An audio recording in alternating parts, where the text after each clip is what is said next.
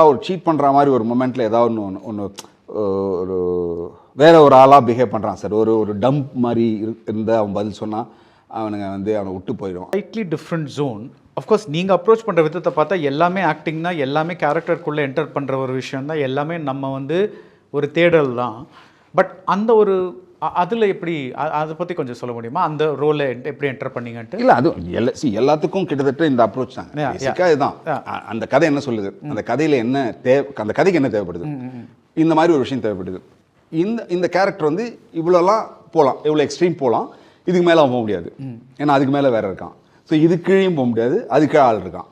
So இந்த ஏரியாக்குள்ளே தான் இருக்க முடியும். இந்த ஏரியாக்குள்ளே இருக்கிற ஒருத்தனை நீங்கள் என்னவா பண்ண போகிறீங்க, அதுதான் நம்ம சேலஞ்ச், அதுதான் நம்மகிட்ட கொடுக்குறாங்க.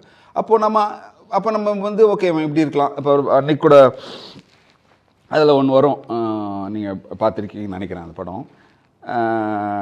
அந்த வண்டியை எடுத்துகிட்டு போவாங்க, திடீர்னு அந்த வெளி ஆட்கள் செக் பண்ணுவாங்க வண்டியை, உள்ளே யாரோ லேடி எடுத்து போகிறீங்க அப்படின்னு டக்குன்னு அவன் இறங்கி வருவான்.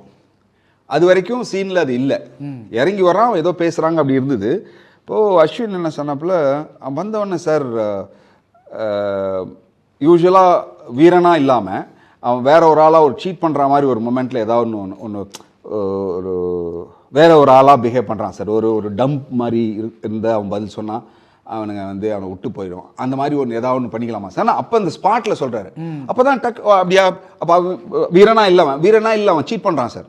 ஏன்னா வீரனா இல்லை, வீரனா வரலாமா, வீரனா அதான் பேசினா கண்டிப்பாக ஃபைட் நடக்கும்.